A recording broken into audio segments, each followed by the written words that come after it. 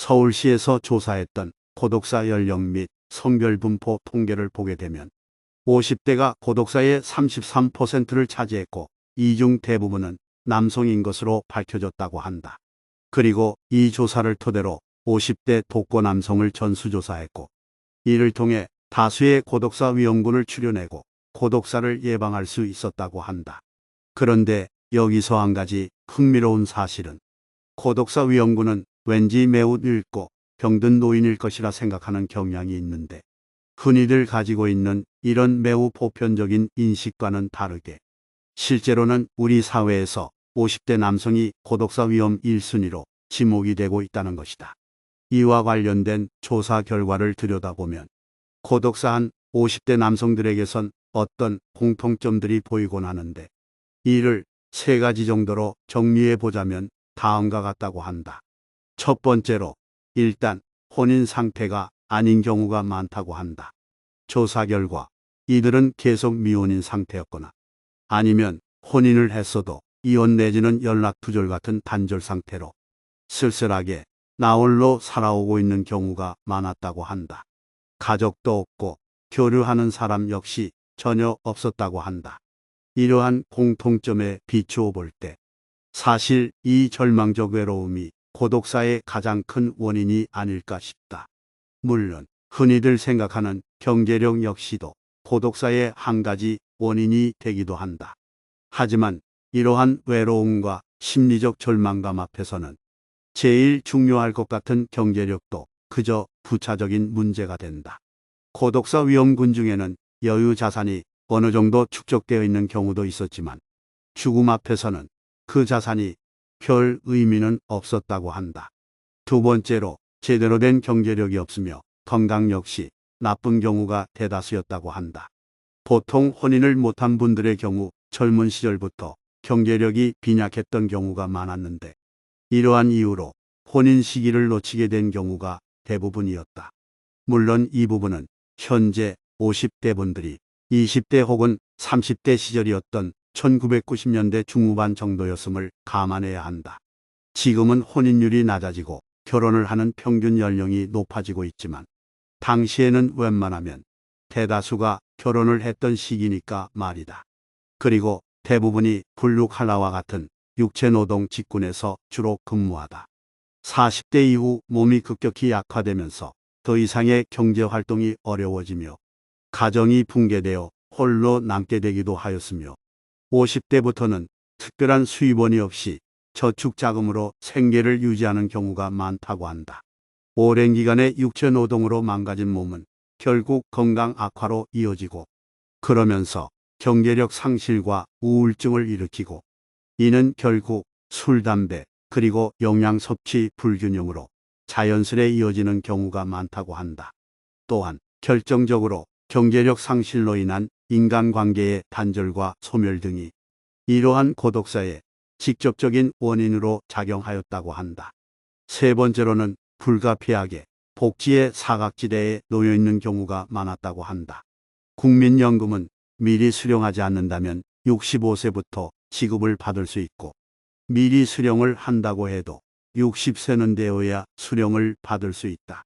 또한 모든 복지 혜택은 65세 이상의 노인들에게 주어지는데 반면 50대 남성은 여전히 경제활동 인구로 분류가 되기에 모든 복지와 사회안전망 등에서 배제가 된다고 보면 거의 틀림이 없다.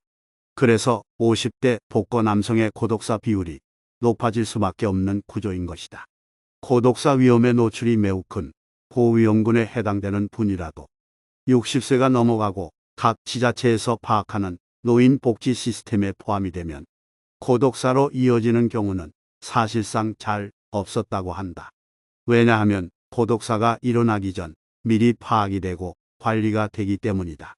그러나 안타깝게도 고독사를 한 50대 남성들의 경우 이러한 복지의 혜택이 닿지 못하는 사각지대에 놓여 있는 경우가 많았고 직장으로부터의 은퇴 시점이 점차 빨라지고 있는 추세를 감안할 때 앞으로도 이러한 복지의 사각지대에 놓이게 될 50대 남성들이 더욱더 많아질 것으로 보인다. 그렇다면 여기서 한 가지 의문이 들기 시작한다. 어째서 50대 독거 여성은 고독사의 비율이 상대적으로 낮은 것일까? 이것에는 여러 가지 요인이 있는데 50대 여성은 50대 남성과 비교해서 취직 자리가 더 많기 때문이라는 이유가 있다. 수입의 많고 적음을 떠나서 사회생활을 하게 되면 자존감의 하락과 각종 고립감들을 느끼지 않으면서 정신건강이 훨씬 나았고 어쨌거나 4대 보험이라도 내게 되면서 최소한의 의료 서비스도 받고 남들 밥 먹을 때 밥 먹고 남들 잘 때 자게 되는 규칙적인 생활을 하게 되면서 육체적인 건강 상태도 훨씬 좋았다고 한다. 그리고 성별의 차이에서 기인하는 부분이겠으나 50대 이상의 여성분들은 누구와도 쉽게 말을 트며 타인과 교류를 하는 데 있어 큰 어려움을 겪지 않았다고 한다. 물론 이 문제는 지금 세대의 30대, 40대 남성들에게는 약간 다를 것이다. 오늘날의 경우 모두가 결혼을 하는 시대가 아니지만 현재의 50대가 20대 혹은 30대였던 1990년대 중후반 정도만 해도 결혼을 못하는 것은 사회적으로 여러 문제점을 가지고 있는 경우가 많았다. 그러한 여러 문제를 가지고 있었던 사회의 변두리의 사람들이 50대가 되어서 이러한 고통을 겪고 있다고 봐야 하는 것이다. 물론 그렇다고 해도 이런 고독사 문제를 어쩔 수 없는 일이라는 듯 그저 방관하고 방심할 수는 없는 일이다. 고독사에 대한 해당 보고서의 마지막 부분에서 가장 강조되고 있는 부분은 바로 관계 맺기였다. 누가 되어도 좋으니 아무라도 만나서 얘기를 나누며 함께하고 혹 정말 누군가를 만나기 어렵다면 동사무소나 구청에라도 가서 호소하라는 것이었다. 이런 것을 보면 사람을 죽게 만드는 건 돈보다도 외로움과 그에 따른 자존감의 부재가 가장 큰 원인인 것으로 보여진다. 그런데 이러한 50대 남성의 고독사를 남성의 관계를 맺는 방식으로 설명을 하기도 한다. 여성과 남성은 관계를 맺는 방식이 다르다는 것이다. 어느 심리치료 상담 전문가에 따르면 남성은 파워 관계를 중시하지만 여성은 정서적 관계를 중시한다고 한다. 그래서 남성은 누가 나보다 센가 혹은 누가 나보다 권력을 더 많이 갖고 있나에 예민하다. 이런 사람들은 조직 사회에서는 매우 잘 살아간다. 대표적인 예가 깡패 조직이다. 형님 한마디로 관계 정리가 되는 것이다. 하지만 조직을 벗어나면 심각한 문제가 생긴다. 조직에서 힘으로 맺어진 관계가 끊어지는 순간 대부분의 관계가 원점으로 돌아가기 때문이다. 하지만 정서적 관계가 중요한 여자는 다르다. 누가 내 느낌을 알아주는가 혹은 누구와 내 느낌을 나눌 수 있는가에 집중한다. 이런 관계는 명함이나 직위에 상관없이 유지 기간이 길다. 그래서 남자들은 기본적으로 사냥꾼의 속성을 지녔다고 보면 된다. 남자들에게 일터는 마치 사냥터와 같다. 남자가 사냥터를 잃으면 존재의 위기를 겪는다. 남자의 경우 모든 관계는 사냥터에서 맺는다. 남자는 사냥터를 잃어버리면 모든 관계가 새로 시작되는 것이다. 이런 속성은 유전자이기 때문에 제거하기 힘들다. 그래서인지 여자들은 세월이 지나면서 아름답게 살아갈 수 있지만 남자들은 나이를 먹을수록 결국 고독할 수밖에 없다. 이와 같은 내용은 세대론으로 설명되기도 한다.